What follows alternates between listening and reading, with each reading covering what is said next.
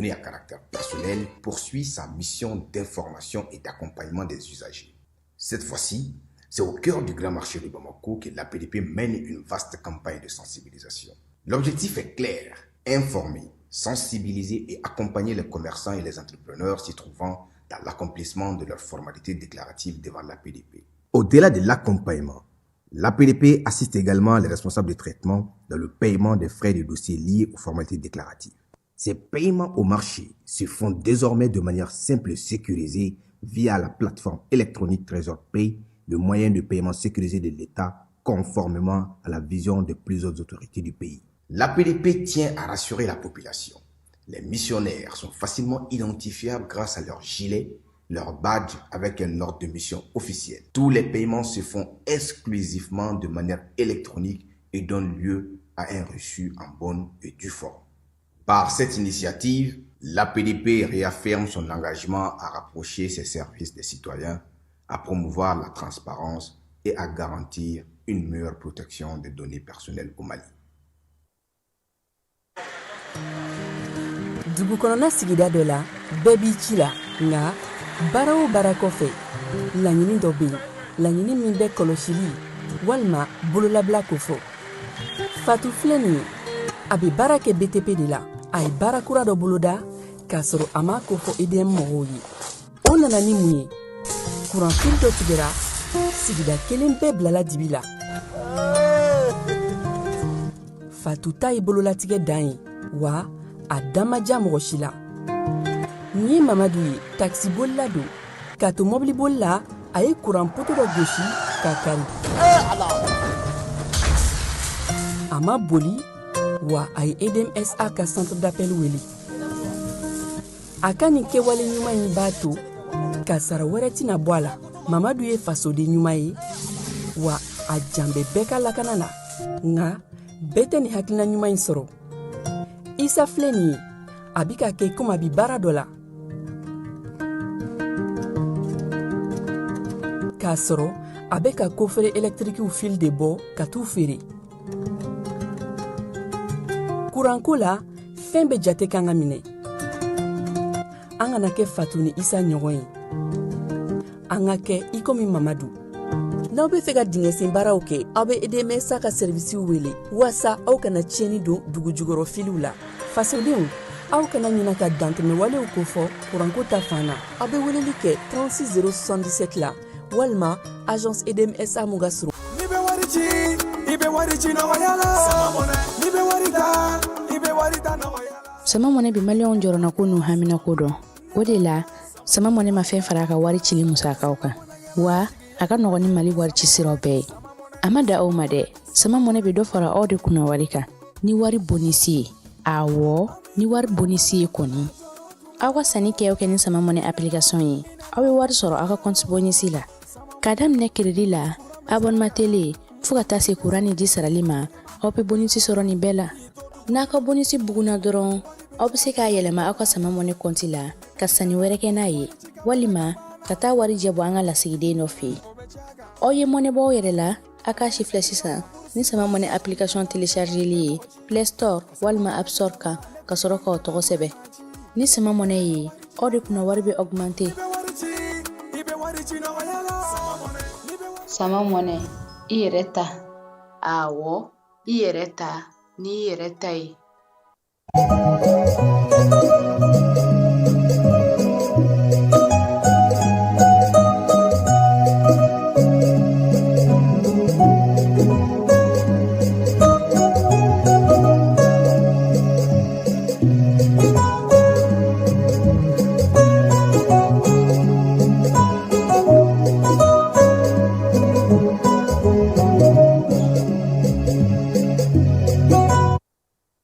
filɛbaw ni an lamɛnbaw k'aw bɛɛ lajɛlen fo k'aw bɛɛ lajɛlen waleɲuman dɔn bi ye alamisa ye mai kalo tile 21 san 2026 min ye bi babu bɛna tali kɛ Kidali mara kɔnɔna na armée ka wulikajɔ barika bonyanen n'o ye kosɛbɛ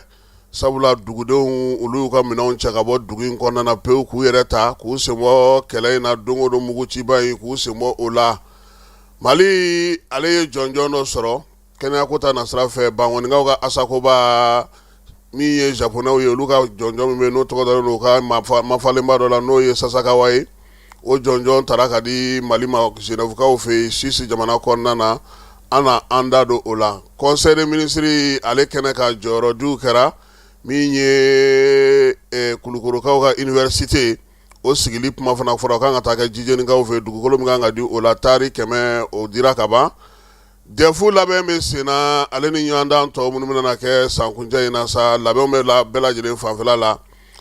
Seli hukumu kɔnɔna na jamanakuntigi ale ye bonya kɛ sɔrɔdasiw ye sɔrɔdasi minnu bɛ yen n'olu binna u musow u n'u denw k'olu ɲɛji cɛ ni sagaw ale ni malo ni ɲɔ ni tuluw ye an na an da don la. Kunun ko fitirimagɛ waati tasuma ale ye tiɲɛni kɛ Bamakɔ artisanakaw fɛ yen ta in nana cogo di mun ni mun sera ka sigi sen kan an na taa o fana kɛnɛ kan. Segu tajiko ale kɔni bɔra dogo la pewu ale ni marabolo sita tɛ kelen ye wa segukaw yɛrɛ bɛ ka fɛɛrɛ ɲini fɛɛrɛ min b'a to u bɛ se ka lafiya cogo min na hiji kɛnɛ kan alimadina maaw olu fana sera Maka kɔnɔna na Jawara taara olu lajɛ maa min ka kɔrɔ n'an ka hiji tala bɛɛ ye min ye san 95 min ye bɛɛ lajɛlen na ncini ye o ye san 22 an balimamuso ye sɔgɔmada in na an na olu ɲɛfɔ a ye kɔkan kibaru o na kɛ k'a dafa Nizɛrikaw fɛ yen an yɛrɛ fɛ yen a taa se min ye Burkina Faso ale ni Senegalikaw fɛ yen ma o kibaruw na kɛ k'a tɔ bɛɛ lajɛlen dafa.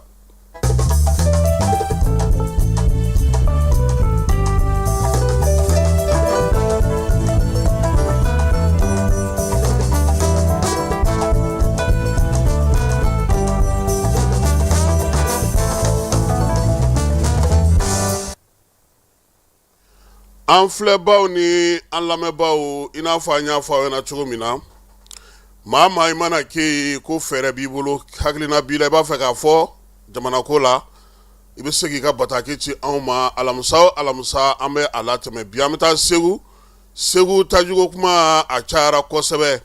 juraw yɛrɛ ye wuli ka jɔ kɛ a ko la nka a bɛna ta min ye Segu dugu kɔnɔna maaw y'a yira sa k'a fɔ fɛɛrɛ o fɛɛrɛ tigɛra a si tɛ ka ɲɛ sɔrɔ. Taji segukaw dalen don a la k'a fɔ ko taji bɛ Segu nka a bɛ ka feere cogo min na o de man di u ye o la sa maa caman tun ye wuli ka jɔ kɛ gouvernement yɛrɛ tun kumana olu fɛ k'u bolo da u dusu kan fɛɛrɛ bɛ se ka sɔrɔ cogo min nka min ye taji ye halisa a yen tɛ Segu dɛ. Adama Sangare ale ye dɔ sɔrɔ ka fɔ an ye an ka ale lamɛn bi sɔgɔmada na nɛgɛjuru sira fɛ. Adama Sangare Segu bon ne bɛ fɛ ka dilan dɔ de d'i ma an kɔni Segukaw kɔni an ni yɔrɔ tɛ kelen ye koyi. U ka fɔ yɛrɛ la Segu lamini na i n'a fɔ cercle ninnu ni arrondissement essence ka nɔgɔya ka tɛmɛ Segu dugu kɔnɔna kan hali bi mɔgɔ ye essence litiri kelen san 500 500 20 litiri o la joli o tɛ 1000 ye voilà donc Segu ta tɛgɛ fa de bɛ Segu ta kan essence bɛna Segu dugu kɔnɔ i b'a fɔ ko essence mana a daminɛ yɛrɛ la tile 3 kun bɛ sɔrɔ a bɛna station minnu na tile 3 kun bɛ sɔrɔ feere la an bɛ taa mɔgɔw bɛ taa ja minɛ mais sisan ta kɔni hali mɔgɔw tɛ content n'a ye tuguni parce que n'a nana t'i ye ɲɛna yɛrɛ a bɛɛ bɛ feere marché noir la o cogoya la bon ne ka proposition kɔni min ye état k'i sen don commerce yɔrɔ dɔw bɛ yen jamanadenw ka lafiya yɔrɔ dɔw bɛ yen fo état k'i sen don la n'a sɔrɔ sariya de talen don k'a kɛ libéralisme total ye u ka a sariya voter tuguni k'a kɛ même n'a bɛ kɛ demi libéralisme ye i y'a faamuya semi libéralisme même n'a bɛ k'o ye semi libéralisme état k'i sen don a dɔw la tel que essence ko b'o la n'a sɔrɔ que état ka station tan bɛ Segu yan sisan mais situation tɛ kɛ tan état yɛrɛ ka administration minnu bɛ yan yɔrɔ ministère bɛɛ représenté don région bɛɛ kɔnɔ olu ka tigiw bɛ se ka taa o station ninnu na o ye kelen armée bɛ se k'i servir o station ninnu na o ye 2 ye o marché o tɛna di mɔgɔ wɛrɛ ma ensuite population bɛ se ka taa essence ta station ninnu na o ye 3 ye o station ninnu fana bɛ se ka organisation bɛ se ka kɛ ka point de vente 100 ɲɔgɔn na k'o jateminɛ les détaillants donc u bɛ taa ka taa patente ta u repérelen don fɛn bɛɛ chaque jour 200 litres bɛ d'u ma i n'a fɔ an ka bariko minnu bɛ yen nɔ ni mɔgɔw b'u jɔ a ka burusi kɔnɔ ka bɔgɔ baara kɛ o ye 200 litres Donc chaque revendeur 200 litres i b'a san de jɛ la i y'a feere i bɛna ka na dɔ ta toi chaque jour ti feere mɔgɔ ma siɲɛ 2 tile kɔnɔ i y'a faamuya 200 litres hali n'a bɛ feere litiri kelen. Donc sur les 100 points de vente mɔgɔ 200 i y'a dɔ ye dɔ ye ka fɔ i y'a dɔ ye dɔ ye bon kɔni ne hakili la état de k'i sen don station ko la u k'u ka station dayɛlɛ au niveau de toutes les villes i y'a faamuya a b'a to sɔrɔsiw ka servili bi kɛ c'est-à-dire corps bɛɛ bɛ se ka servili kɛ i servi yen nɔ a tigiw bɛ d'u ma population bɛ se k'i servi population c'est-à-dire o station ninnu fana bɛ se ka point de vente servi dugu kɔnɔ donc o bɛ kɛ a crise bannen pewu bon o y'o ta fanfɛla ye mun ye balo fana ye la même chose fɔlɔ coopérative de tun bɛ dugu kɔnɔnaw na au niveau des quartiers ka point de vente dilan malo ni ɲɔ ni fɛn ninnu ka se ka feere gouvernement ka feere kɛ yɔrɔ de ko don a bɛ commerçant ninnu même ne ye essence ko mun fɔ sisan a bɛ station tɔw bila u tɛ taa maraso u b'a labɔ ka feere en même temps a b'a to prix bɛ stabiliser bon mun ye balo ye la même chose ni balo feere yɔrɔ cayalen don mɔgɔ b'a dɔn k'a fɔ état ka balo feere yɔrɔ bɛ nin yɔrɔ ninnu na prix de ye nin soit i b'i ta feere o prix ni dugu mana cɛ walima i b'a feere o prix la mɔgɔ bɛ commencer ka lafiya engrais b'o cogoya la engrais jamana bi engrais exonéré o bɛ ko caman kɛ engrais la mais a bɛ dabɔ sɛnɛkɛlaw lafiyali min kama a tɛ k'o ye a bɛ se ka bɔ sira wɛrɛw fɛ sɛnɛkɛlaw bɛ se k'a san plus cher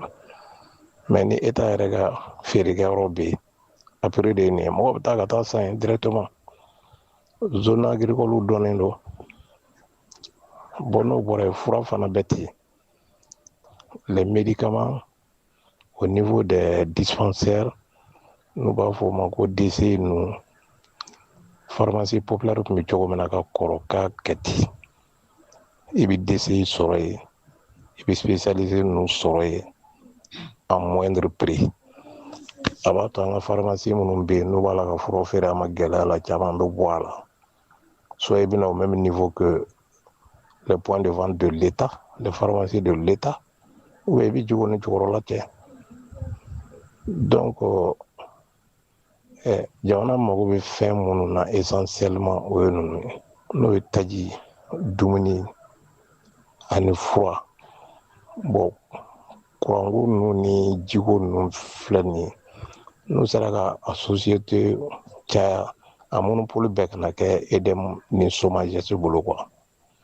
société wɛrɛ ka fɛn concurrence kana pour que nɔgɔya bɛ se ka don ko la cogo min na comme toujours il y a des commissions de contrôle de qualité tout ça là bon kɔni ne hakili la mais tant que état mi sen don nin ko ninnu na n'an yɛrɛ dama tora ɲɔgɔn bolo a tɛ nɔgɔya dɛ a tɛ nɔgɔya fiyewu wassalamu alaikum.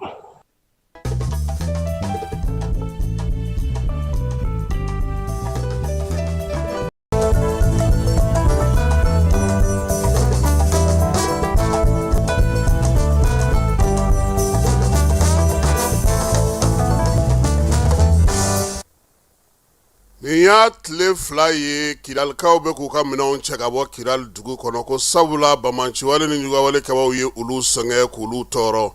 waleya in ale bɛ ka kɛ ka sanga ni min ye o ye k'a fɔ armée fana kɛlen don ka wuli ka jɔ boloda kosɛbɛ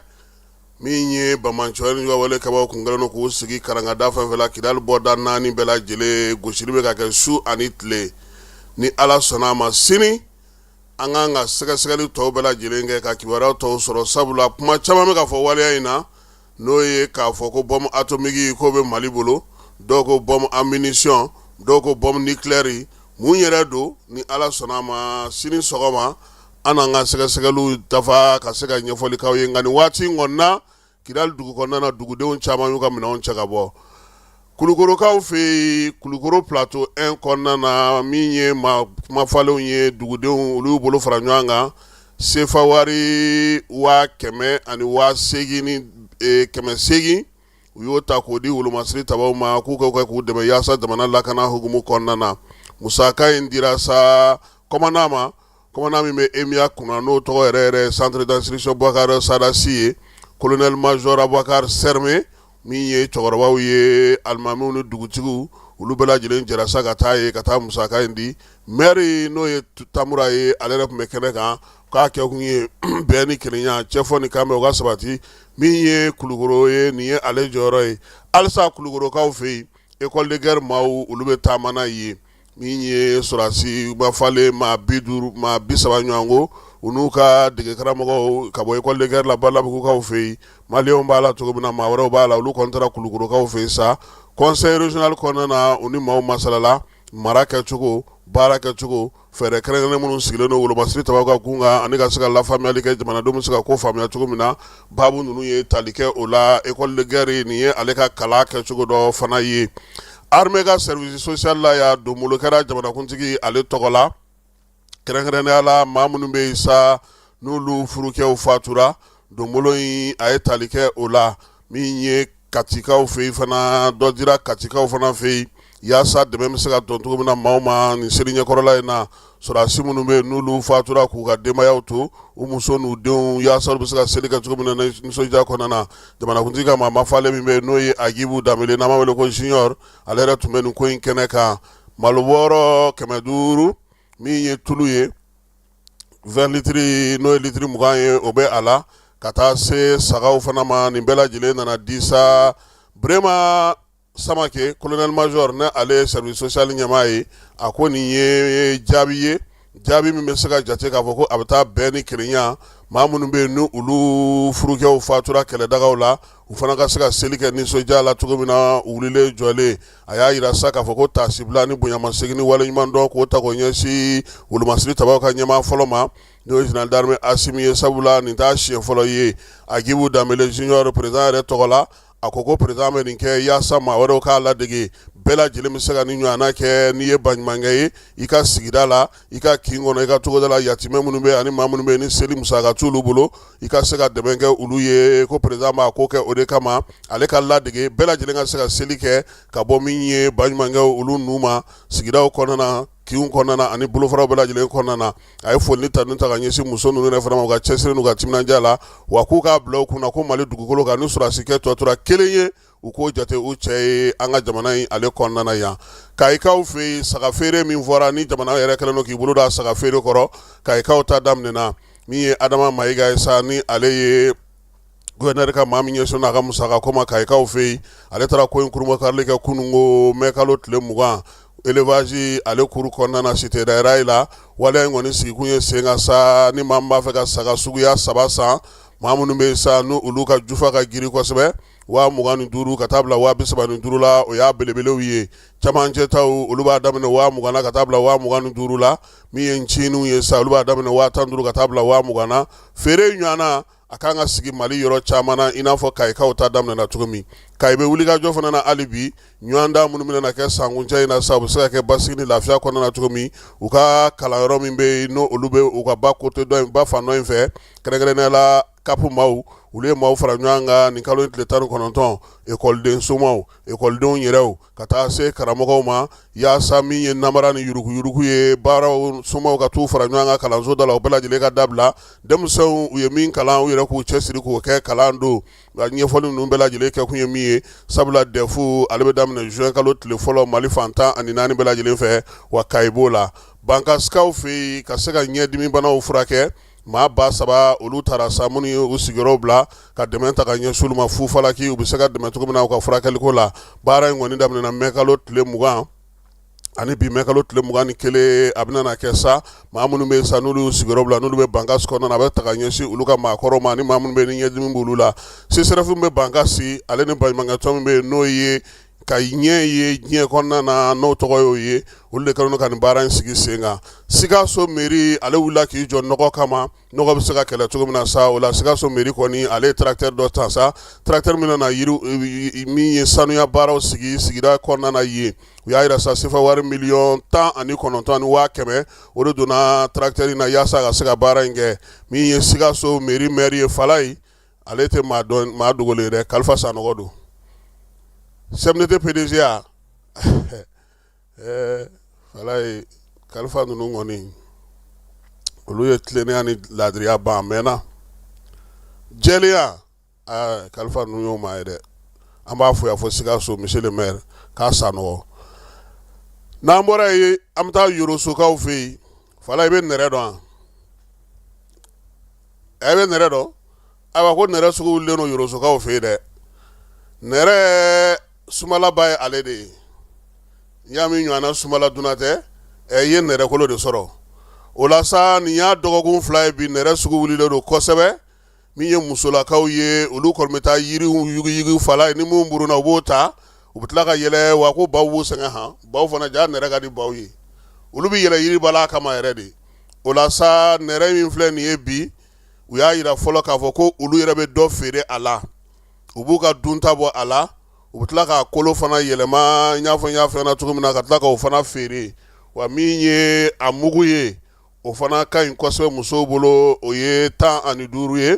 Nɛrɛ yɛrɛ sirilen sa k'a fɔ k'i b'a bakuruba sa o ye 160 ye. Min ye nin baara in ye u b'a yɛlɛma fana ka nɛrɛ yɛlɛma k'a kɛ sumala fana ye. O bɛ kɛ na la ko nin bɛɛ lajɛlen min ye Yoroso musow ye u kɛlen ka wuli ka jɔ kɛ yaasa u bɛ se ka bolomayɛlɛma sɔrɔ cogo min na. Nka a ka d'u ye minɛn kɛrɛnkɛrɛnnen ka se ka d'u ma sa u ka se ka nin baara ninnu sigi sen kan ka se ka yiriwaliba kɛ ni a ye. Kuma tɛ nɛrɛ bɛɛ lajɛlen tɛ se ka tigɛ u fɛ wa kuma caman fana u bɛ taa ka caman fana to yiri la fɛɛrɛ ka se ka tigɛ u bɛ se ka dɛmɛ cogo min na ka se ka musaka sɔrɔ a la kosɛbɛ ani ka bayɛlɛmali sigi sen kan na a ye maaw bɛ se ka nafa cogo min na. Nin ye sɔgɔmada in na an ka marabolo kɔnɔ kibaruyaw ye. An bɛ taa fan fɛ an bɛ sɔrɔ ka na conseil des ministres ale kɛnɛ kan. Bɛɛ lajɛlen ma aw minnu b'a fɛ ka voyager k'a sɔrɔ a ma degun sɔrɔ a ka voyage kɔnɔna na. Compagnie de transport Somatra u y'a kanu ka na ni kari kura caman ye.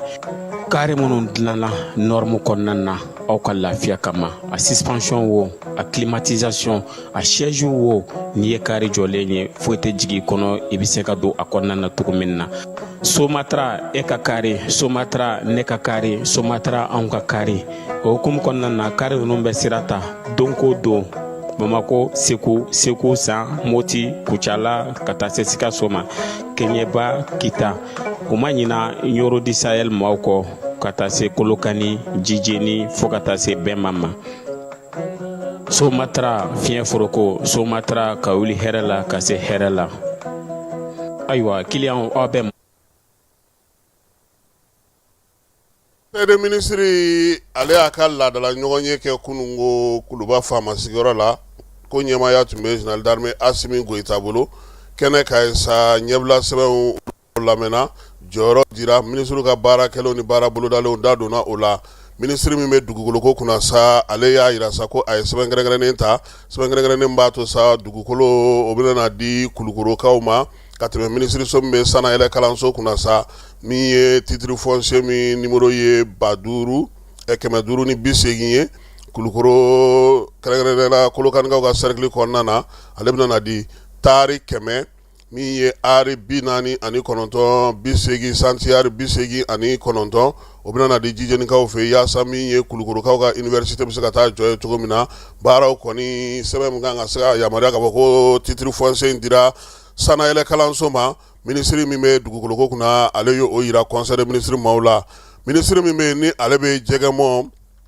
ani bagan marako kunna an ka jamana kɔnɔ ko ka kɛ ni marabolo yɛlɛmacogo ye kɛrɛnkɛrɛnnenya la Bamakɔ kɔnɔna na jɔyɔrɔ min bɛ olu ka maaw bolo minnu kan olu ka baara kɛ sigidaw kɔnɔna na ko fo sɛbɛnw ka falen. O la sa sɛbɛn min tun bɛ sen kan n'o bɛ tali kɛ o baaraw kɛcogo la jɛgɛmɔ ni baara marako la an ka jamana kɔnɔ ko fo ka falen bi falen min na ni yɛlɛma minnu ye o b'a to sa olu kan ka fɛn minnu latɛmɛ togodalamaw ma ale ni sigidalamaw ma o bɛɛ lajɛlen ka damakɛɲɛ Bamakɔ yɛlɛmalen kɔfɛ ministre y'a yira sa k'a fɔ ko nin bɛna n'a to sɛbɛn b'a to sa u ka baaraw ka se ka sinsin nka o t'a bali fiyewu ministre so ale ka to k'u dɛmɛ bolofara ninnu bɛɛ lajɛlen dɛmɛ ni bilasiralikanw ye ale ni fɛɛrɛ ɲɛnamaw ye baara bɛ se ka ɲɛ u bolo cogo min na. Conseil des ministres a ye jɔyɔrɔ fana di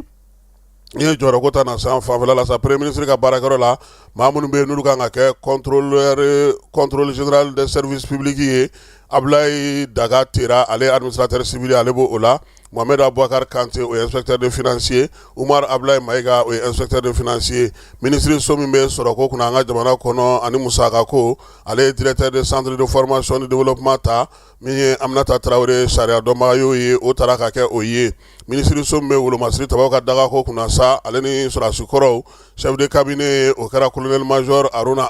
Aidara ye chef d'état major garde nationale o kɛra général de brigade Dawuda Traoré ye min ye ministre so min bɛ yen n'o bɛ an ka jamana kɔnɔ lakana ko kunna sa jɔyɔrɔ min bɛ yen n'o o ye danganya ye office malien de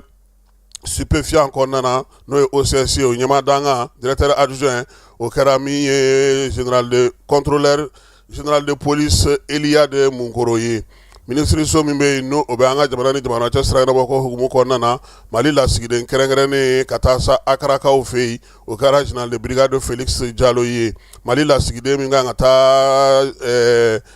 Sinikaw fɛ yen n'a sigiyɔrɔ bɛ bɛn Pékin ma ale bɛna kɛ maa min ye sa o ye Mamadu Sori Danbele o ye dɔgɔtɔrɔ ye Mali consul général min kan ka sigi Guanzunkaw fɛ yen Sine jamana kɔnɔna na o ye madame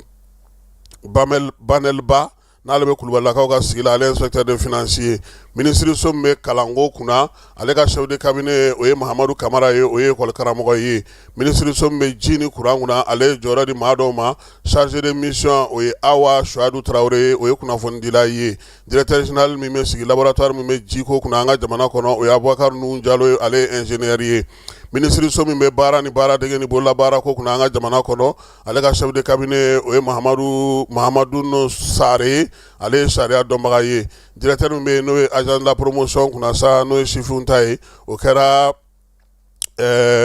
Maria Sangare ale ye école karamɔgɔ ye wa ɲininikɛla fana don ministre so min bɛ yen n'o bɛ muso du ani denbaya kunna an ka jamana kɔnɔ ale fana ye conseil technique ta Amidou Ababa Touré ale ye école karamɔgɔ ye ministre so min bɛ yen n'o bɛ an ka jamana dugukolokow kunna sa ale fana ye chef de cabinet kura ta o kɛra Amadou Diarousso ye o ye sɔrɔ Yakubaba ye ministre so min bɛ diinɛ ni bato ni laada kɔrɔw ko kunna ale fana ye chef de cabinet ta o kɛra Cheikh Oumar Traoré o ye administrateur civil ye chargé de mission o ye Mamadou Issa Kulubali ye ale bɛ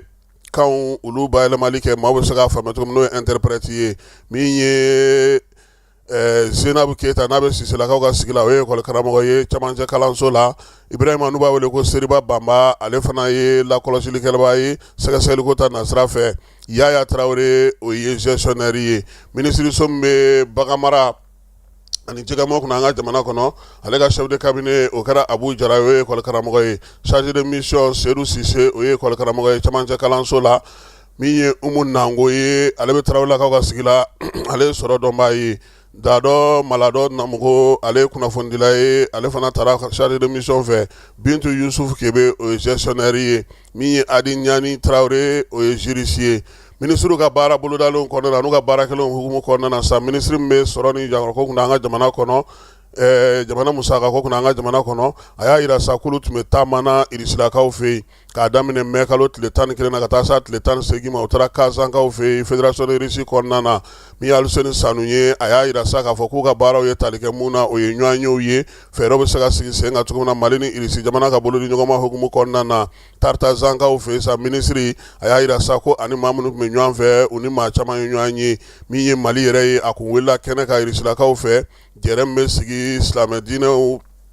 Irisilakaw ka sɔrɔ ko ta nasira fɛ o jɛrɛ ta ko 17 na Mali yɛrɛ o kɛnɛ kan min bɛ tali kɛ Irisi ale ni diɲɛ silamɛjugu olu bɛ o min sigi sen kan Kazankaw fɛ yen o kɛra mai kalo tile 12 ka taa kuncɛ a tile 17 Kazan u ka baabu fan filanan sa o ye tali kɛ min na o ye Mali yɛrɛ ni Irisi ka bolo di ɲɔgɔnma min bɛ sen na bɛnkanba minnu sɔrɔla k'olu dɔw tɛgɛnɔ bila sa fan fila bɛɛ lajɛlen fɛ ministre y'a yira sa a ka taama in senfɛ Irisi jamana kɔnɔna na u ni u ka Kazan jamanakuntigi ale ni o ye ɲɔgɔn ye ɲɛŋɛ min ye an ka sɔrɔ ministre ye ani an ka jagokɛw ministre ka taa se an ka kalanko ministre n'an ka dugujugudɔ nafako ministrew ma min ye ji ni courant ministre ye ka taa se diinɛ ni bato ministre ale ni ministre min bɛ an ka kunnafoni ko kunna k'olu bɛɛ lajɛlen tun bɛ taama in na wa Mali ale sɛbɛkɔrɔ fora ye fana tasibila taara ka ɲɛsin Mali ma waleya gɛlɛya min ye Mali sɔrɔ avril kalo tile 25 maa minnu fatura ka dugawu don kɛ olu ye kɛrɛnkɛrɛnnenya la général d'armée Sadio Kamara ko Ala k'u bɛɛ lajɛlen dayɔrɔ o sumaya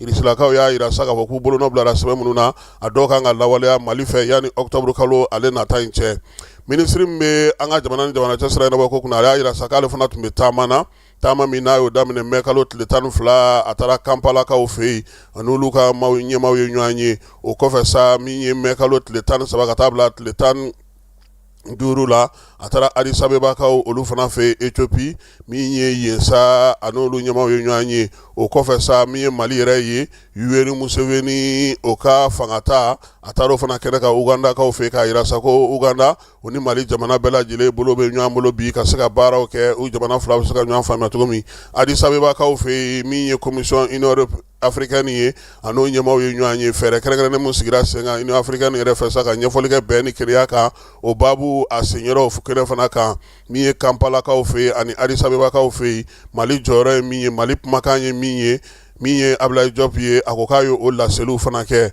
wa fan bɛɛ lajɛlen fɛ fana maliden minnu bɛ nin dugu ninnu kɔnɔna na an'olu fana ye ɲɔgɔn ye ka hakilina falen kɛ i n'a fɔ jamanakuntigi ye a ɲini u fɛ cogo min na ministre min bɛ maliden minnu sigilen don kɔ kan ani farafinna ka kelenya ko kɔnɔ ale fana y'a yira sa k'ale tun bɛ taama na taama min taara na ale États-Unis kaw fɛ mai kalo tile 5 ka taa bila tile 8 na New York kaw fɛ olu ye fɛɛrɛ kɛrɛnkɛrɛnnen sigi sa tunkarankew ka ko bɛ se ka sigi sen kelen kan cogo min bɛnkan sɛbɛn min kun sɔrɔla sa ka se k'o kimɛli baaraw kɛ diɲɛ yɛrɛ tɔgɔla maa minnu bɛ yen n'olu bɛ taa ni ka segiw kɛ maa minnu bɛ yen n'olu bɛ tunga siraw fana minɛ olu ka fɛɛrɛw n'u ka lakɔlɔsiliw bɛ se ka sigi sen kan cogo min Mali kumakan min ye Musa Atayari ye ale y'o fɔ Mali yɛrɛ ka miirinabaw ye min ye Mali ka jɔrɔnabaw ye fɛɛrɛ min bɛ Mali yɛrɛ fana bolo a yɛrɛ tɔgɔ la yaasa ka se ka nin tunkaranke ninnu tɔbɔtɔ ka se k'u minɛ ka ɲɛ Musa Atayari a y'i da don o la a ko a seginna baabu fana na baabu min bɛ tali kɛ kɛrɛnkɛrɛnnenya la jɛkulu in bɛɛ lajɛlen bɛ jɛ k'u bolonɔ bila sɛbɛn min na sa k'a yira k'a fɔ ko fɛɛrɛ b'u bolo u ka tunkarankew minɛli ko n'u ka yiriwali ko n'u ka baaraw la Musa ko nin bɛɛ lajɛlen sen fɛ maliden minnu bɛ New York kaw fɛ ani Washington kaw fɛ ani olu fana masala la ministre Musa Atayari halisa a ka conseil ministre kuma lase o kɔnɔna na a ko min ye farafinna ka donba o hukumu kɔnɔna na dɔgɔkun kelen bɛ sigi min ye farafinna jamana bɛ se ka don ɲɔgɔn na cogo min na k'o ta ko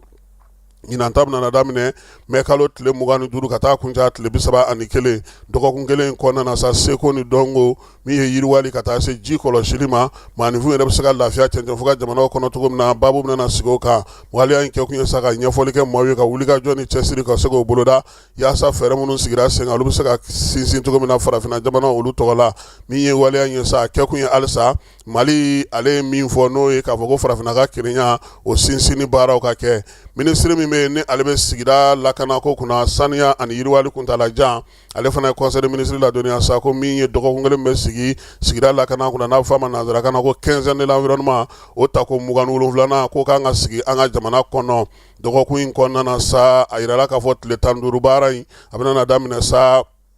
juin kalo tile 5 ka taa kuncɛ juin kalo tile 17 dɔgɔkun fila in kɔnɔna na sa a ɲininen don maaw fɛ sa u bɛ se ka sigidaw lakana cogo min sigidaw lakana waleyaw k'olu sigi sen kan ɲɛfɔliw bɛna kɛ dugudenw ye barosigiw fana bɛna kɛ min ye waati yɛlɛma kɔlɔlɔ ka se ka fɛɛrɛ kɛrɛnkɛrɛnnenw sɔrɔ an bɛ se k'an jija an yɛrɛ kolo la cogo min na ka se ka fɛnw sɔrɔ fɛn minnu b'an nafa baabu bɛna tali kɛ o la min ye don in ale fana sen fɛ sigida yɛrɛ tɔgɔla don diɲɛ kɔnɔna na fana o baaraw kan ka kɛ min ye sigidaw bɛ se ka lakɔlɔsi cogo min na ka se ka sigidaw sinsin o baaraw fana bɛna kɛ don kelen in fana kɔnɔna na n'o ye sigida lakɔlɔsili don ye diɲɛ seregida ni tɔgɔ la a y'a yira sa k'a fɔ ko o bɛna kɛ don kɛrɛnkɛrɛnnen ye nka yan'o cɛ sa min ye dɔgɔkun fila baara in n'a fɔ ma 15 ans de l'environnement ta ko 27nan ale kan ka daminɛ yan sa juin kalo ale tile 6 Bamakɔ ale kɔnɔna na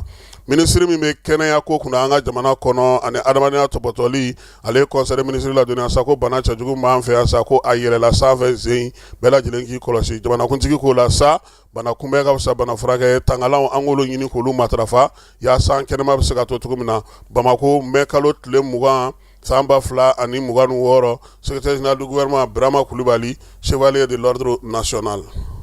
Dugutigi ni wari dafara e passé daka ka sira di ne ma sunkalo e kunkolo ate dugu wari ko o dima fo dugu an dugu ɗum warata de o koni kuma t'a la sa e ka sama mɔnɛ to ye i yɛrɛ ta sita sidi ka numéro filɛ nin wari ci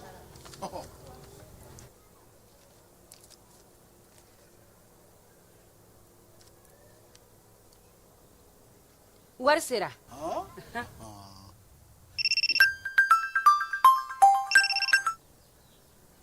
allo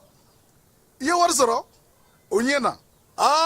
tiɲɛ yɛrɛ la ko ni sama bɛ maa min ɲɛ ko n komi t'i gosi ngonga sama mɔnɛ i yɛrɛ ta a sɔngɔ ka nɔgɔn ni mali warici sira bɛɛ ye depo ye fu ye wari bɛ ci fu ni application ye wa bɔsara ye musaka fitinin ye sama mɔnɛ ji ni kuran bɛ sara n'a ye krediw bɛ ta n'a ye sanni feere bɛ kɛ n'a ye sama mɔnɛ nin y'anw maliyɛnw ta ye a y'a si filɛ ka nkalon bɔnda fala ye kunungo min ye Bamakɔ artisanat an ye kibaruya sɔrɔ ko tasuma ko a ye tiɲɛni kɛ kosɛbɛ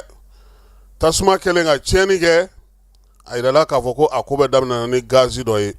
gazi min yɛrɛ maa minnu tun b'o kunna olu maaw kɔni yɛrɛ joginna olu taara ka taa dɔgɔtɔrɔso la waleya in kɛra maa minnu ɲɛna min ye kunnafoni di ko ta nasira fɛ an baarakɛɲɔgɔn n'o o ye kojugu kɛlɛbaa ye ale ye dɔw kumakan sɔrɔ an ka jɛ ka olu lamɛn ne bɛ se ka min lakale ko ne y'a ye o ye ne tun bɛ ka bɔ kare kɔnɔ ka na ne ɲɛ bɛ flamba la quoi directement mɔgɔw bɛ ka panike u bɛ ka boli ka don kare kɔnɔ ne ye téléphone ta ne ye n kɔrɔmuso wele komi o bɛ gardigan kɔnɔ quoi ne y'o wele k'a fɔ ɲɛna n ko a ka don sapɛri kɔnɔ a ka mɔgɔw wele ka renfort labɔ ka na artisanat feu bɛ ka jeni ka taa an ka dubada fan fɛ parce que an yɛrɛ ka so filɛ yan n ko a ka renfort wele quoi donc directement même pas 3 minutes o seginna ka ne wele k'ale ye renfort labɔ k'u bɛ ka bɔ quoi ko an ka hakili sigi k'u bɛ na kɔfɛ a seginna ka ne wele ko u sera ne ko n ko awɔ n k'u sera donc Dravela ani Sogoningo Sotiba olu bɛɛ nana u nana kɛ wa mais tiɲɛ yɛrɛ la a kɛra tiɲɛni nkalon ye harami a kɛra tiɲɛni yɛrɛ yɛrɛ de bon ka don fitiri wagati ninnu na ka na quoi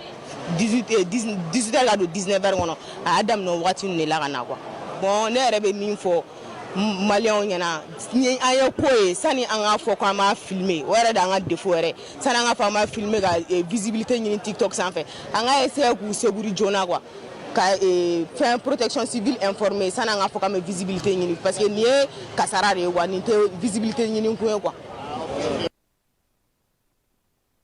tasuma daminɛ i bɛ bulu camancɛ de la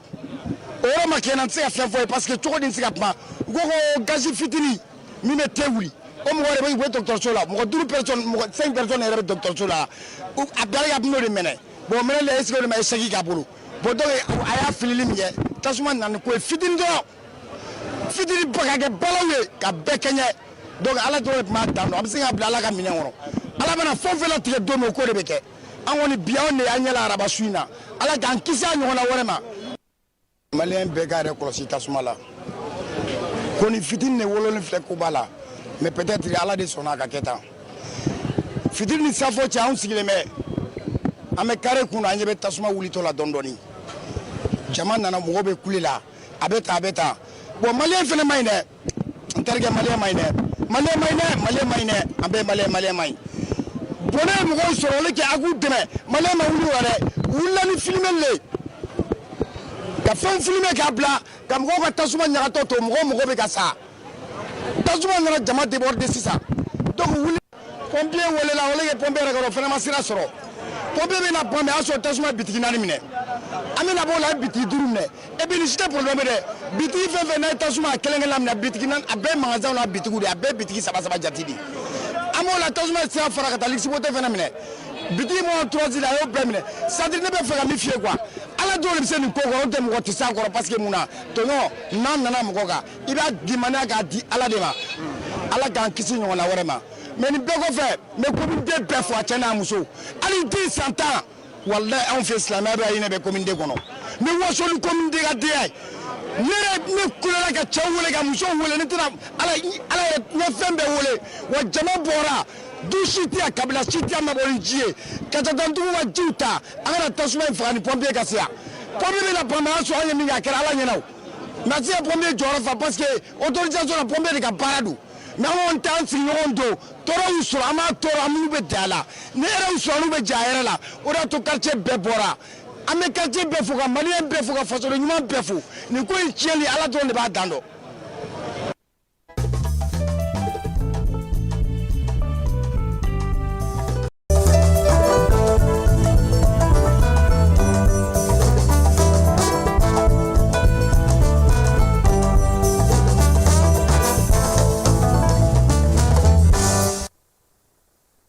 Ayiwa n'an bɔra ye an bɛ taa Genève-kaw fɛ yen min ye kɛnɛyasoba min b'an ka Bamakɔ kɔnɔna na n'o b'a fɔ ma ko Asakoba Bangɔnikaw fɛ yen waleɲumandɔn jɔnjɔn taara ka di olu ma kunungo Suisse-kaw fɛ yen Genève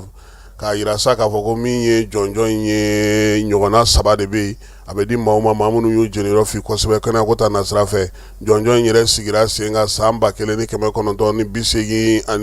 san Orochi Sasakawa n'ale Japon ka mafalenba ye kɛnɛyako ta nasira fɛ ale de ko ka nin ta ka nin di a ka baɲumankɛtɔn tɔgɔ la n'o ye Nippon Fondation ye min ye jɔnjɔn in ye sa a bɛ di maa ma walima jɛkulu ma walima minnu jɛra ka baara kɛ kɛnɛyako ta nasira fɛ n'o ye nɔbɔ min ye Mali ye sa ɲinanta in Prix Sasakawa a taara ka di Bangɔnikaw ka Asakoba maaw ma min ye Bangɔni Asakoba ye u ye wulikajɔ kɛ kɛnɛyako ta nasira fɛ min b'a to maaw bɛ se cogo min na ka kɛnɛya sɔrɔ u ka Asakoba ale kɔnɔna na waleya in a yirala sa k'a fɔ min ye Bangɔni yɛrɛ Asakoba in ye ale sigira sen kan a mɛnna nka a fana nana kɔ waleya min n'a fɔ ma ko Bamakɔ miiriya n'o kun sigira sen kan san 1987 ka kɛnɛya nin sigi sen kan sa an ka jamana kɔnɔna na maaninfinw bɛ se ka kɛnɛya cogo min na Mali jamana ye nin waleya ninnu ta a ka sigidalamaw ye a mɛnna a ka se ka sinsin ka se ka ɲɛ sɔrɔ dugudenw yɛrɛ k'u sen don ka kɛnɛyako la sa o y'a yira bisa k'a fɔ ko min ye CSCOM kɔni ye n'o ye Nagakɔrɔ dɔgɔtɔrɔsow ye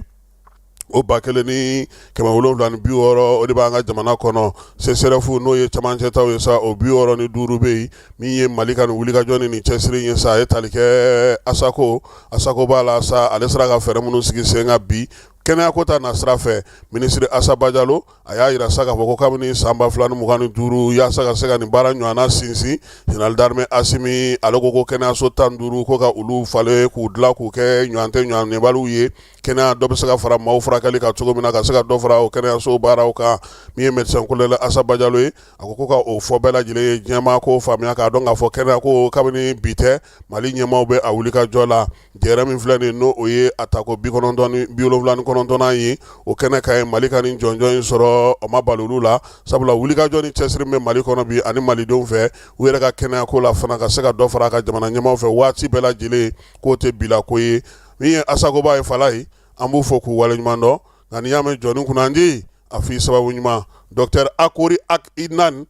ale ye Asako in baara fanba kɛ a y'a sɔrɔ Modibo Sidibe bɛ kɛnɛya minisiriso kunna olu de Asako ninnu hakilina sɔrɔ ko bɛɛ tɛ se ka dɔgɔtɔrɔsobaw yɔrɔ sɔrɔ yaasa u ka se ka furakɛli kɛ o Nagakɔrɔla la min ye CSCOM ni Asako ye u nana nin miirina in de kɔnɔna na wa bi min ye Dr Akori Ak-Idnan ye an b'a fɔ sabula Asako b'a la n'i m'ale tɔgɔ fɔ dɔrɔn i t'a dɔn k'a fɔ ko waleya yɛrɛ nana nin ye Gino ye dɛ Gino nin kɔni ni on s'en versi là-bas n'an bɔra ye fala ye an bɛ taa hijita kɛnɛ kan bi Ibrahim Jawara a taara Almadina maaw fɛ yen olu fana sera nin waati na Maka kɔnɔna na u bɛ ka baaraw kɛ cogo min agence Almadina ale fana tɛ bila agence an ka jamana kɔnɔ sabula a tɔgɔ y'a kɔn a mɛnna hijita baara la an ka jamana kɔnɔ an ka taa ye agence Almadina an balima asilamɛw assalamu alaikum agence Almadina ale agence ba ye a bɛ maliyɛnw caman ta ka na hiji la o tuma an b'a la ka wuli ka taa agencew la ka taa maliyɛn kibaruyaw ta bi an wulila ka se Almadina an balima asilamɛw ka t'u ka ni hôtelba in na cogoya min na ka taa lajɛ maliyɛnw bɛ lahala min na an balimaw alhamdulillah baasi si kɔntan na fɛn mun fana ye infirmière ko ye banabagatɔ ko ye alhamdulillah banabagatɔ foyi t'an bolo yan bi ka bɔ Madina ka na yan banabagatɔ t'an bolo ka fɔ ko mun bɛ an jɔrɔ farigan kelen-kelenw ni mura kelen-kelenw o tɛ bɔ k'u la donc o kɔni alhamdulillah docteur fana bɛ o bɛ k'u seko k'o la mais bi ma kɔni alhamdulillah mɔgɔ si banalen tɛ ko dalen don an bolo an bɛ Ala tanu o kan an b'a ɲini Ala fɛ Ala ka hiji ɲuman jira an na Ala ka ɲuman segin ka taa an ka jamana ɲuman kɔnɔ ka dugawu kɛ Ala ka jamana yɛrɛ Ala k'an bɔ bolo la Ala k'an kisi juguw ma Ala k'an kisi juguw ma Ala kana ni bɛn ni kɛlɛya ye an selen sa agence Almadina a ɲɛmɔgɔw y'an kunbɛn k'an bisimila an balima silamɛw an talen an y'a sɔrɔ u kɛn bɛ ka wajulu kɛnɛba sigi ka kuma hiji kan u ka ni hôtelba in na an ka alimami Imam Ibrahim Jabi ale yɛrɛ b'a la ka kuma hijidenw fɛ hiji bɛ kɛ cogo min na a b'a la k'u ɲɛf'u ye ni hôtelba in na agence Almadina alhamdulillah an b'ala tanu agence Al Madina kɔnɔna na yan an bɔla Mali la k'an tilen ka taa Madinɛ baara fɛn fɛn kan ka kɛ an y'o baaraw bɛɛ lajɛlen kɛ an ye nin bɛɛ lajɛlen kɛ o bannen alhamdulillah an sɔrɔla k'an ka naamu ta yɔrɔ la k'an ɲɛsin ka na Makan yan alhamdulillah an ɲuman fana sera Makan an ye umura baaraw kɛ lafiya kɔnɔna na alhamdulillah cɛw musow bɛɛ lajɛlen ka umura kɛ kɛrɛkɛrɛ bolo ma maa minnu bɛ n'o ye maakɔrɔw ye wa fɛɛrɛ tigɛla olu ye wotoroko ta fan fɛ olu fana bɛ se k'u ka umura kɛ cogo min na an bɛ don min na komi bi Makan kɔni alhamdulillah agence Al Madina a ye den minnu bɔla Mali la ka Makan sɔrɔ a bɛɛ lajɛlen y'aw ka umura kɛ. An balimaw Madinɛ kɔfɛ an bɛ Makan agence Al Madina u y'a yira n na k'a fɔ olu ka hijidenw kɔni bɛ yen baasi t'u la alhamdulillah rabbil alamin a bɛɛ ka kɛnɛ u bɛ t'u ka bato kɛ alikaba la ka segin ka na hôtel la k'u sigi hiji waati k'o kɔnɔ yanni an k'an kunda ka taa Mina. An b'a f'i ɲɛna k'a fɔ hijidenw bɛɛ lajɛlen bɛ hɛrɛ la an bɛ don min na nin waati la ni o ye hiji kalo tile 2nan su ye o waati ka bɛn o ma Al Madina hijiden bɛɛ lajɛlen a bɛɛ lajɛlen bɛ Ala tanu maa si tɛ dɔgɔtɔrɔso la maa tumunen tɛ yen maa degulen tɛ yen donc o ye nisɔndiya ye o ka kan an k'a fɔ médiaw la walasa maa minnu y'u ka danaya d'an kan u hakili na sigi k'a fɔ u k'a dɔn k'a fɔ k'anw ka mɔgɔw o bɛ bolo ɲuman na quoi. Alhamdulillah an balimaw nin ye kibaruya duman ye maliyɛnw n'an y'u kibaruya sɔrɔ Mali la a bɛ u somɔgɔw lafiya o la sa an bɛ dugawu don kɛ agence Al Madina ani agence tɔ bɛɛ Ala ka hijidenw bɛɛ tanga Ala k'u kisi ka segin n'u bɛɛ ɲuman ye ka taa somɔgɔw ɲuman sɔrɔ yen nɔ. An bɛ dugawu don kɛ agence Al Madina ka hijidenw ani Mali hijiden bɛɛ Ala ka segin n'u bɛɛ ɲuman ye Mali la inshallah aw ni ce aw ni baraji Ibrahim Jawara ka bɔ Al Madina la wassalamu alaikum.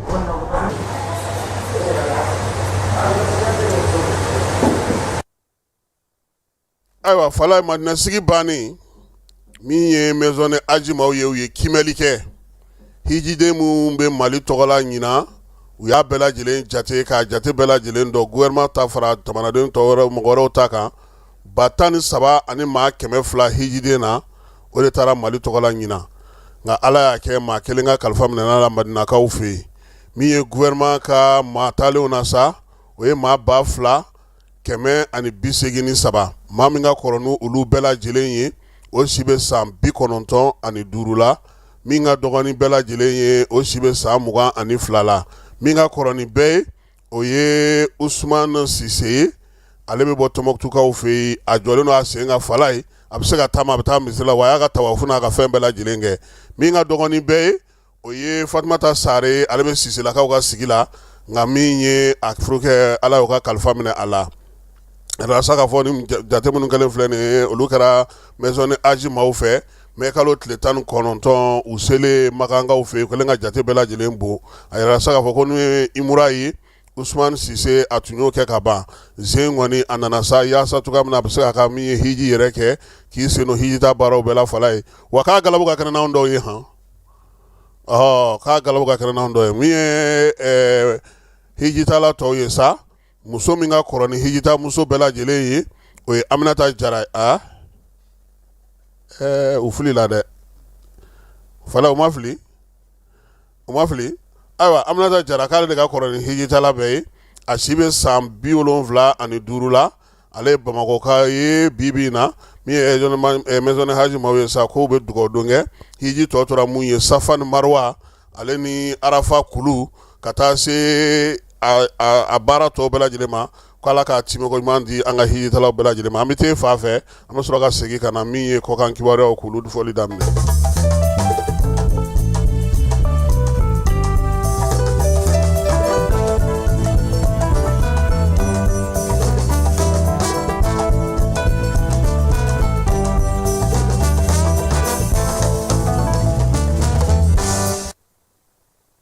Kɔkan kibaruyaw an bɛ o daminɛ ni Mali ye Mali lasigiden min bɛ Faransikaw fɛ yen fala ye ko min ye Faransika kunnafonidi gafe dɔ bɛ yen a bɛ fɔ a ma ko La Croix ale tun ye kisa dɔ sɛbɛn a ka gafe kɔnɔna na k'a yira sa k'a fɔ ko burudamaw bɛ ka wuli ko k'u faso o kumabɔli baara kɛ kɛrɛnkɛrɛnnenya la Mali kɔnɔ o la sa lasigiden n'o y'an ka lasigiden Faransi ale ye bataki sɛbɛn a bɛ fɔ min ma nanzarakan na ko droit de réponse k'u ye kuma min fɔ ko fɔlɔkɔbin y'u k'a tigɛ ko sabula ko tiɲɛ tɛ bi tiɲɛ tɛ sini lasigiden y'a yira sa k'a fɔ ko a ka daliyaw filɛ daliya minnu jɛlen don ko min ye kunnafonidi gafe maaw ye ko u t'u ka wuli u ka u degu ka baara la dɛ fala ye nka u b'a yira k'a fɔ k'u ye kuma minnu fɔ tiɲɛ tɛ sabula u ma kuma di Mali maa si ma wa u bɛ min fara a kan fana o ye k'a fɔ bi kɛnɛ kan Mali wolomasiri taba olu de bɛ ka wulikajɔ ni cɛsiri o bɛɛ lajɛlen kɛ nin waati in na Niger ale ni Turki y'u bolo di ɲɔgɔn ma min ye pankuru belebele dɔ falen minɛnw na tewu ka bɔ serikaw fɛ yen Turki o nana a yɛrɛ sɔrɔ Ɲame wulikajɔ in kɔni y'a yira sa k'a fɔ ko min ye pankuru in ye ale tɛmɛna Sisilikaw fɛ Itali jamana na ka sɔrɔ ka na ni minɛn caman ye n'o ye marafakisɛ ni marafaminɛnw ye o b'a yira sa ko min ye Turki ale tun ye bɛnkan min tɛgɛnɔbila ale ni Niger ni ɲɔgɔn cɛ o lawaleyali nin y'o daminɛlen kɛlɛkɛbuguw kan Burkina Faso kaw fɛ Burkina Faso k'olu ye fara kariba la tuguni min ye kɛnɛya k'o sabatili baaraw k'a fɔ ma ko AMO u ka jamana kɔnɔ bi k'u ka marabolo caman bɛ n'o ye Kajogo ye ka taa se Giriko ma olu bɛɛ lajɛlen sera maa 398 ma olu sera k'u tɔgɔ sɛbɛn AMO la u fɛ bi bina u ka marabolo la Kimɛli ale kɛra Wagadugukaw olu fɛ yaasa ka se ka u ka dugu ni Mali cɛ k'o furancɛ k'o lakana baaraw kɛ Senegalikaw olu wulilen don k'u jɔ ka baara sigi sen kan u ka gendarmelakaw olu fɛ a yira sa ko min ye Kedugukaw fɛ ye Tamakundakaw fɛ yen wulikajɔ kɛra sɔrasiw fɛ n'o ye gendarmew ye Senegal yɛrɛ bɛ se cogo min na ka lakana kɛ ko nka ko min ye ko in ye sa musaka kɔni bɔra Union Européenne yɔrɔ ka se ka wulikajɔ in k'olu kɛ Mali ale ni Senegal dancɛ la sa nin y'a siɲɛ filanan ye Senegal bɛ ka nin wulikajɔ belebeleba min kɛ ka kɛ ni san 2025 ye ka na se san 2020 ka taa se san 2025 ma wɔlɔfɔw kɛlen don ka ko ninnu sigi sen kan sa u kɔni y'a yira sa ko baara in bɛ ka kɛ ni blindéw ye Sud-Africains ka Puma blindéw ale ni maramafɛn wɛrɛw ka se k'a sigi sen kan nka ko min ka di Senegal ye o ye tiɲɛ yɛrɛ yɛrɛ la bi u ni Mali ka jɛ ka nin baara ninnu kɛ ani AES jamanaw ni CEDEAO fana ka se ka bɛnkan sɔrɔ jamana minnu bɛ yen n'olu bɛ nin dankun ninnu na u ka jɛ sa ka nin baara in kɛ ɲɔgɔn fɛ Marokukaw fɛ yen Maroko ale ye bɛnkan sɔrɔ ani Libi ni ɲɔgɔn cɛ jɛrɛ min bɛ ka kɛ Genèvekaw fɛ yen n'o ye diɲɛsɛrɛgɛ naani kɛnɛyasoba tɔgɔ la jɛrɛ 79 ye o kɛra sababu ye sa Maroc ni Libi y'u bolo di ɲɔgɔn ma furakɛliko ta nasira fɛ yaasa u bɛ se ka ɲɔgɔn dɛmɛ cogo min na u farafin jamana damaw Mozambiquekaw fɛ yen Mozambique y'a yira sa ko ale bɛ ka tunɔgɔntɔnɔ min sɔrɔ a ka gazi la k'o dara wuli taara se fo sefa wari dolari wari miliyari 70 a n'a kunkanfɛn ma musaka in k'u bɛna n'a kɛ k'u ka musakaw n'u ka san musakaw k'olu latilen ni baaraw olu sigi sen kan Keniyakaw fɛ yen tile 2 mankan kɔfɛ min ye mobilibolilaw ye u y'a yira sa k'olu y'u fasa fili tayi yaasa dɔ bɛ se ka bɔ taji sɔngɔ la cogo min k'o tɛ ka sɔrɔ gouvernement m'u lamɛn olu yɛrɛ y'u ka grève jɔ ka baara daminɛ o tuma taji tun bɛ yen walima sugufin n'o de aha Faransikaw fɛ yen u y'a yira sa k'a fɔ ko min ye Faransi b'a dɔn nin waati la fala ye jabɔ kɛnɛba min bɛ sigi Cannes o de bɛ sen na ko maa dɔ ka monturu min bɛ taa se sefa wari 650,000 ma fala ye ko dɔ y'o bɔ o tɛgɛ la dɛ mɛ kalo tile 19 k'a bila tile 20 na hôtel Palme Bus la Canneskaw fɛ yen wa min ye monturutigi ye ko Amérique don bɛɛ fɛn maaw olu de y'a yira sa k'a fɔ ko monturu bɛ ka taa hali bi a ma ye monturu 650,000 a 1 million d'euros ti fa na monturu ye dɛ a bɛ boli dɛ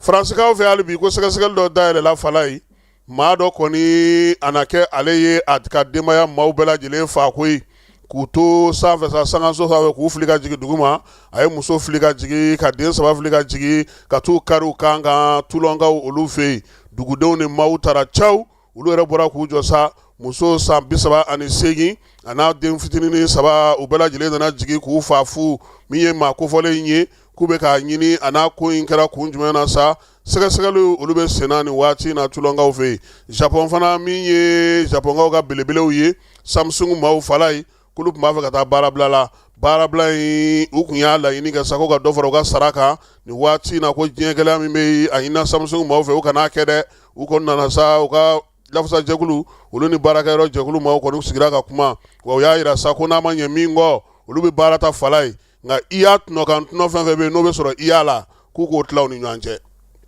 dɔ bɛ sɔrɔ ale la han anw tɛ nin si kalama anw kɔni bɛ k'a bugɔ ka don ɲɔgɔn na dɔrɔn ninnu bɛ ka dɔ tigɛ anw kun de ayiwa nin bɛ dan sigi sɔgɔmada in na kibaruya la kibaruya mun dira ma Ana Jara Fala Keyita ani ne yɛrɛ fɛ an bɛ dugawu kɛ Ala ka tile hɛrɛ caya Ala ka sababu ɲuman k'an ye saliba Ala ka musaka nɔgɔya ni silamɛ bɛɛ lajɛlen ni maa min ma saga sɔrɔ jaralakaw b'anw bolo yan an b'u d'a ma fu a bɛ t'u kɛ laya ye a kan'u ɲɛda la yɛrɛ i bɛ laya fa i t'a ɲɛda la i b'a tigɛ dɔrɔn ka jigin a banna u joli ka ɲi kosɛbɛ yɛrɛ a bɛ baraji b'a la kelen m'an fɛ yan foyi Ala ka tile hɛrɛ caya.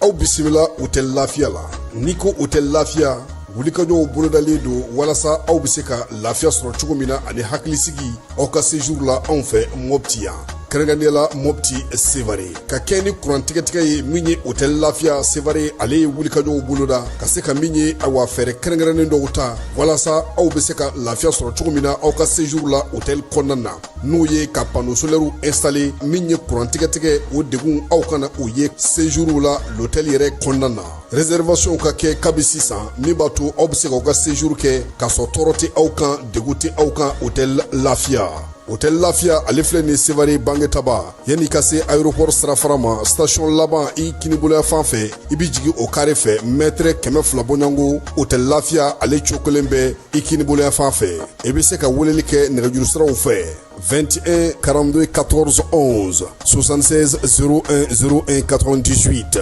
66 78 72 04 Hôtel Lafiya référence do.